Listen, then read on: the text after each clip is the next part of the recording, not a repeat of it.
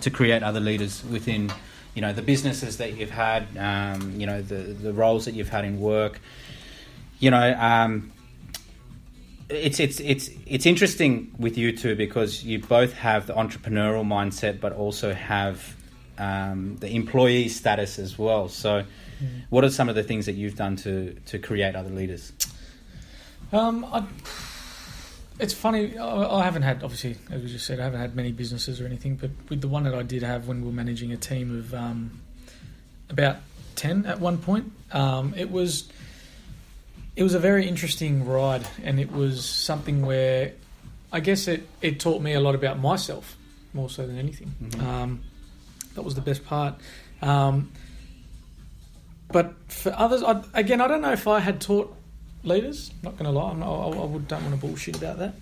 But what I did like doing was being very upfront with them, saying that let's be prepared to go on a journey together. I would never say like we've got to do it like this, you've got to do it like that, and if you don't do that, you've got no job or anything like that. But I would go in always basically hand in hand with the people I was leading, and you could see at the end of a day. I remember there was one employee specifically, I used to take him out for dinner on Thursday nights after we had Thursday night trade and stuff like that, and that would light him up. He would just he'd love it. And you know what, the next Thursday or the Sunday whenever he was working that next week, he was on fire. He wanted to be there, he wanted to sell, he wanted to try and do all the bits and pieces that I guess I had taught him, which I had taught myself because, entered the retail game without any experience whatsoever. And he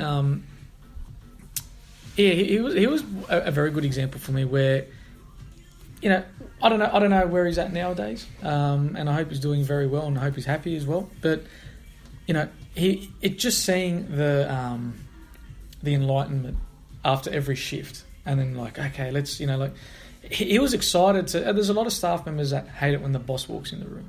They hate it when the manager comes. They're just like, oh, it ruins all the fun. I used to be like that when I had a job when I was younger as well. Well, that's the boss, not the leader. That's right. And even if it's the business owner or the supervisor, a manager of some sort, whatever it is, everyone always kind of gets like a bit of a sour face. Just like, oh, here we go. Like as I said, the fun's been ruined. But I used to make it fun and enjoyable because it was like, well, how else are they going to learn if they don't enjoy what they do? If I just give them KPIs, give them targets and say, right, that's all you got to hit. I'm going to go walk around the Westfield Shopping Centre for 2 hours and then come back. And if you haven't hit that target, well, you're not going to get paid, but you know what I mean? Like you're not going to get any bonuses, or I'm not going to show you any love or anything like that. But it was the fact that we were there together and I was like, all right, I'll do this. I'll stay behind the counter. And I'll use your logins so that you get all the sales, but you do all the hustling, you do all the hard work, but you're going to get more enjoyment out of it because you're going to be able to work with maybe more than 2 people at a time, 2 different customers. And giving those like friendly challenges, again, would empower them and they'd feel like, oh, this is good. They felt like they were in control of the shop. And then I was at the back of the store.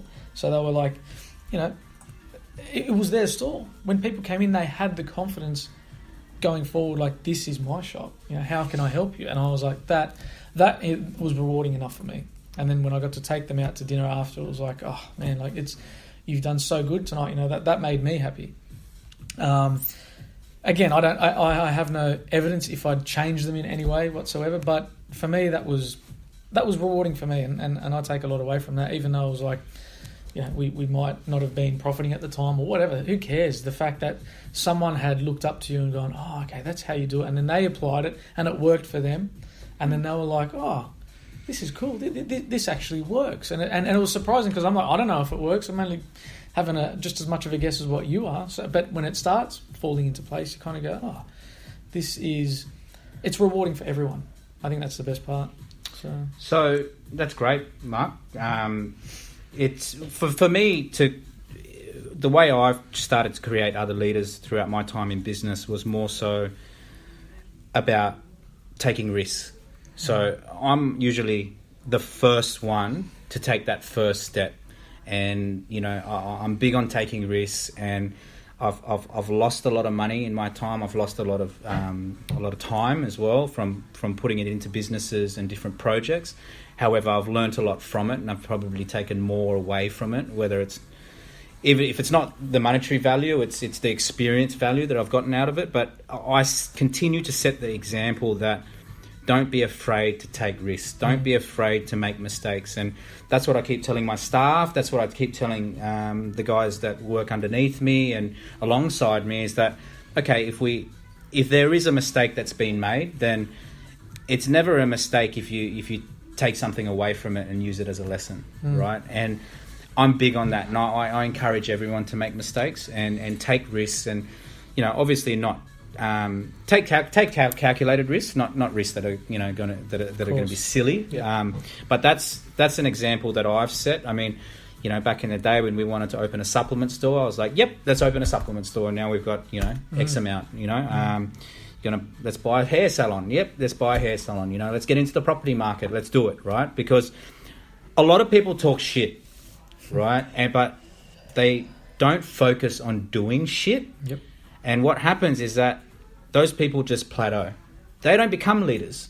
And that's where I found that I really excelled at. And me, I just love executing, and I just love doing shit.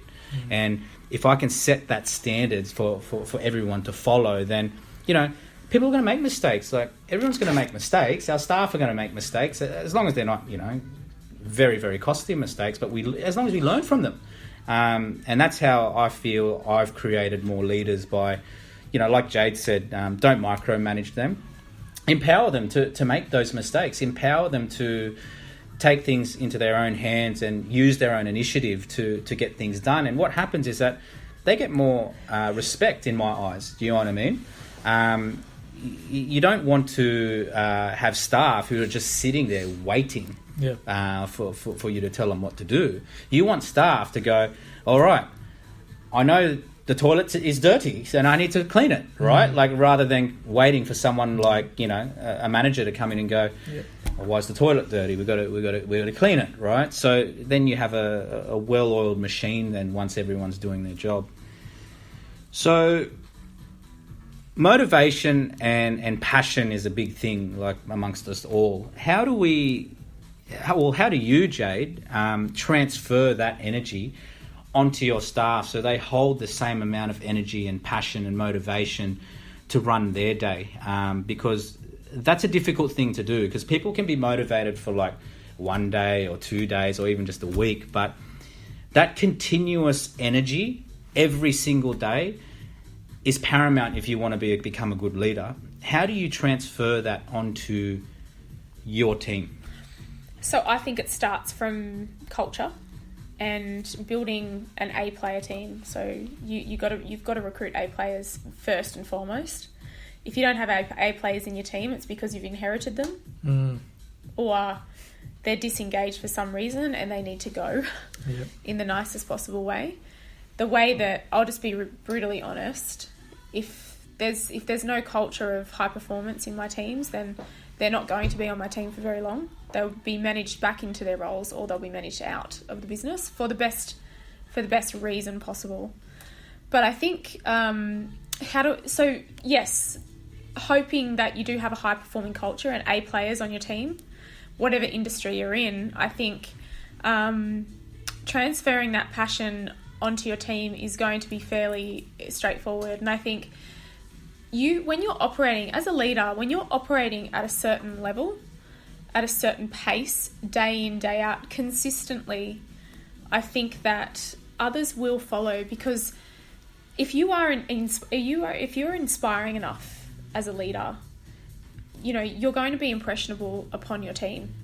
Absolutely. So I think empowering them along the way to make decisions on their own and backing them if it's the wrong decision, just backing them all the way. And one thing that I always ask, and I've learnt this is from trial and error. No one taught me this. I learnt this on my own. When people say, they come to me for, they've got this massive problem, I've got this thing happened and I don't know what to do. And, either basically, can you deal with it? No, I can't deal with it. Of course I'm going to, because it's my responsibility to do that, and I'll put that fire out if I need to, but I'm not going to do that first and foremost. I'm going to provide them with, ask them what would they do to, what do they think the answer is? what do you think is the best possible solution here?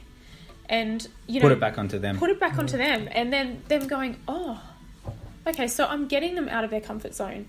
I'm constantly pushing their back up against the wall. They don't even know it. And at the end of the day, they've gotten out of their comfort zone. They've You're made a strengthening decision, them. and they're so pumped. They go home, they're passionate. They come back to work, they're pumped because they've entrusted me. The passion is there. It's a combined passion. It takes work, but I think you've really just got to you've got to be selfless as a leader. If you want to create passionate teams, and if you want to transfer that passion onto your teams and engagement, that level of engagement, you have to think about them. What would this person, like, it's almost like you got to be a psychologist. Sit there and go, you're exhausted at the end of the day because you're like, oh my God, like I had to get into their minds, I had to almost, not babysitting them, but you've really got to play on emotion, I think. And playing on emotion, that's when you know you've won as a leader. Yeah, so you're driving them constantly, every day. Every day. And Mark, you've been quite involved with leading the team down at the salon lately. And, what type of things have you been... I've been hearing a lot of good things, right? What type of things have you been doing down at the salon with the girls to motivate them and keep them, energetic and passionate about what they do? Basically, telling them to... When we're inside the salon doors, it's the salon and the salon only.